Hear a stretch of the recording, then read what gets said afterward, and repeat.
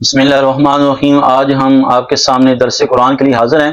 اللہ رب العالمین نے سورہ سعد میں ارشاد فرمایا، ھذا ذکر، یہ جو قرآن ہے یہ نصیحت ہے، وَإِنَّ لِلْمُتَّقِينَ لَحُسْنُ مآب، فرمایا کہ جو متقین ہیں، پرہیزگار ہیں، اللہ سے ڈرنے والے ہیں، ان کے لیے بہت ہی اچھا ٹھکانہ ہے۔ اب دیکھیں اللہ رب العالمین نے متقین کے لیے اچھا ٹھکانہ بیان فرمایا ہے، اور وہ اچھا ٹھکانہ کون سا ہے اس کو قرآن نے بیان کیا اور بڑے خوبصورت انداز میں بیان کیا۔ قرآن فرماتا ہے جناتی عدن، کہ دائمی جنتیں ہیں، مفتحتن لہم الابواب، فرمایا کہ ان کے دروازے کھلے ہوں گے۔ کن کے لیے کھلے ہوں گے؟ جو متقین ہوں گے، جو پرہیزگار ہوں گے، جو اللہ سے ڈرنے والے ہوں گے، ان کے لیے جنت کے دروازے کھلے ہوں گے۔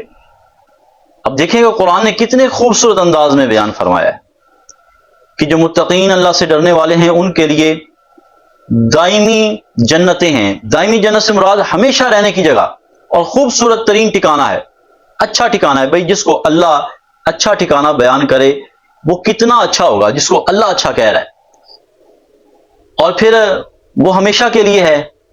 ایسا نہیں ہے کہ چند دن وہاں پہ رہنا ہے، یہ دنیا تو چند دن کے لیے ہے نا۔ ایک بندہ جو ہے 40 سال رہتا ہے، کچھ 60 سال رہتے ہیں، کچھ 70 سال رہتے ہیں، جتنی جس کی عمر ہے وہ وقت گزارتا ہے اور پھر یہاں سے چلا جاتا ہے۔ لیکن فرمایا ہے جو جنت کا مقام ہے یہ ہمیشہ کا مقام ہے، یہ ہمیشہ کی نعمتیں ہیں، کبھی ختم نہیں ہوں گی، وہ ہمیشہ کی زندگی ہے، نہ ختم ہونے والی زندگی ہے۔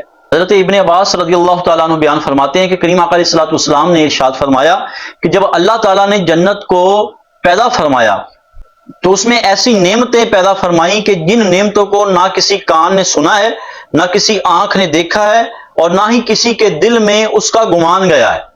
یعنی ایسی نعمتیں ہیں جس کے بارے میں کسی نے نہ سنا ہوگا، نہ دیکھا ہوگا، نہ کسی کے دل میں خیال گیا ہوگا۔ پھر اللہ رب العالمین نے جنت کو پیدا کرنے کے بعد فرمایا کہ تم کلام کرو، تو جنت نے کلام کیا، قد افلح المؤمنون، جنت نے کیا کلام کیا؟ جو مومن ہوں گے وہ فلاح پا گئے۔ تو ابن عباس رضی اللہ تعالیٰ عنہ سے دوسری روایت ہے کہ حضور اسلام نے ارشاد فرمایا اللہ نے جنت کو اپنے ہاتھوں سے پیدا فرمایا اور پھر اس میں پھل لٹکا دیے، اور پھر اللہ نے جنت میں دریا بہا دیے، دریا جاری کر دیے، اور پھر اللہ رب العالمین نے جنت سے فرمایا اب تم کلام کرو، تو جنت نے کیا کلام کیا؟ قد افلح المؤمنون، بے شک جو مومن ہیں وہ فلاح پا گئے۔ اور جنت نے کہا کہ مجھے میری عزت کی قسم جو بخیل ہوگا وہ مجھ میں داخل نہیں ہوگا۔ اور یہ جنت کا کلام ہے کہ جو بخیل ہوگا وہ مجھ میں داخل نہیں ہوگا۔ اب ہمیں چاہیے کہ بخل کو اختیار نہ کریں، ہم سخاوت کو اختیار کریں، اللہ کی راہ میں بھی خرچ کریں، اپنے اہل و عیال پہ بھی خرچ کریں، رشتہ داروں پہ بھی خرچ کریں، صلہ رحمی کو اختیار کریں، اور ضرورت مندوں کی ضرورت کو بھی پورا کریں۔ فرمایا جو بخیل ہوگا وہ مجھ میں داخل نہیں ہوگا، اور جو بندہ سخی ہوگا، اللہ کی راہ میں خرچ کرنے والا ہوگا، وہ مجھ میں داخل ہوگا۔ جنت ایسا مقام ہے جس میں انسان کے کپڑے میلے تک نہیں ہوں گے، اور نہ اس کا شباب ختم ہوگا، نہ جوانی ختم ہوگی۔ حضور علیہ الصلوۃ والسلام کی بارگاہ میں عرض کیا گیا، یا رسول اللہ جنت کس چیز سے بنائی گئی ہے؟ تو محبوب علیہ الصلوۃ والسلام نے ارشاد فرمایا اس کی ایک اینٹ سونے کی ہے اور ایک اینٹ چاندی کی ہے، اور فرمایا جو اس کا گارا ہے جس سے لپائی کی گئی ہے وہ مشک ہے، اور جو اس کی مٹی ہے وہ زعفران ہے، اور اس کی بجری موتی اور یاقوت ہیں۔ یہ دیکھیں کہ اللہ کے رسول صلی اللہ علیہ وسلم نے کتنے خوبصورت انداز میں بیان فرمایا، بجری، موتی اور یاقوت، اینٹ سونے کی، چاندی کی۔ اللہ رب العالمین نے قرآن پاک میں ارشاد فرمایا جنات عدن مفتحتن، فرمایا کہ دائمی نعمتیں ہیں اور ان کے دروازے کھلے ہوں گے۔ یعنی کہ جب متقین جنت کے دروازوں کی طرف جائیں گے تو انہیں مشقت نہیں کرنی پڑے گی کہ وہ دروازے کھلوائیں، یا ان سے کہا جائے گا یا التجا کی جائے گی کہ دروازوں کو کھول دو، بلکہ اللہ رب العالمین اپنے نیک بندوں کے لیے دروازوں کو کھلا رکھے گا، اور جب وہ دروازے کے پاس جائیں گے تو فرشتے ان کو خوش آمدید کہہ رہے ہوں گے اور ان کے لیے جنت کے دروازوں کو کھول دیں گے۔ دیکھیں کتنا مقام ہے، اور ان لوگوں کا کتنا مقام ہوگا جن کے لیے جنت کے دروازے کھلے رکھے جائیں گے۔ وہ یقیناً انبیاء ہوں گے، صالحین ہوں گے، صحابہ ہوں گے، اللہ کے نیک بندے ہوں گے جن کے لیے دروازوں کو کھلا رکھا جائے گا۔ دوسرے لفظوں میں یوں کہہ دوں کہ جب کوئی ہمیں پیارا ہوتا ہے تو ہم اسے کہتے ہیں کہ میرے گھر کے دروازے تمہارے لیے کھلے ہوئے ہیں، تم جب آؤ تمہارے لیے میرے دروازے کھلے ہوتے ہیں۔ اسی طرح جو اللہ کے پیارے ہوں گے، اللہ سے محبت کرنے والے ہوں گے، اللہ سے پیار رکھنے والے ہوں گے، تو اللہ رب العالمین کا قرآن میں ان کے لیے وعدہ ہے کہ میری جنت کے دروازے قیامت کے دن تمہارے لیے کھلے ہوں گے۔ मुत्तकीन के लिए जन्नत में कौन सी नेमतें होंगी? अल्लाह रब्बुल आलमीन ने सूरह स्वाद में इरशाद फरमाया मुत्तकीना फीहा, कि उसमें वो तकिया लगाए हुए होंगे। इतनी अजमत और शान होगी कि तकिया लगा के बैठे होंगे। यदऊना फीहा बिफाकिहातिन कसीरतिन व शराबिन, और फरमाया कि वो फल और मशरूबात को तलब करेंगे, और जो फल मांगेंगे उनको दिया जाएगा, और जो वो मशरूबात में से शरबत कोई तलब करेंगे, शराब तलब करेंगे, कुछ भी पीने के लिए मांगेंगे तो उनके सामने वो पेश कर दिया जाएगा।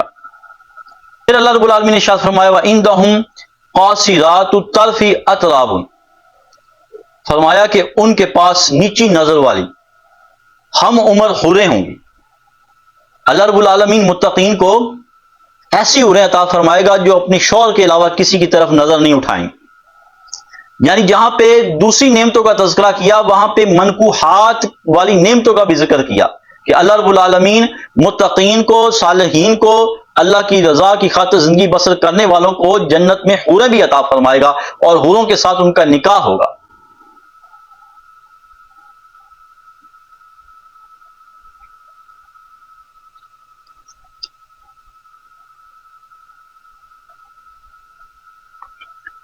फरमाया वो हूरें कैसी होंगी? वो अपने हुस्न जमाल में, उम्र में, वो अपनी कमालात और अपनी खूबियों में फरमाया बराबर होंगी, एक जैसे होंगी। अल्लाह ताला उनको एक तरह की उम्र अता फरमाएगा, हुस्न जमाल अता फरमाएगा। इसके बाद अल्लाह रब्बुल आलमीन ने इरशाद फरमाया हाज़ा मा तुअदून लियौमिल हिसाब, ये वो वादा है जो यौम हिसाब के दिन तुमसे किया गया है।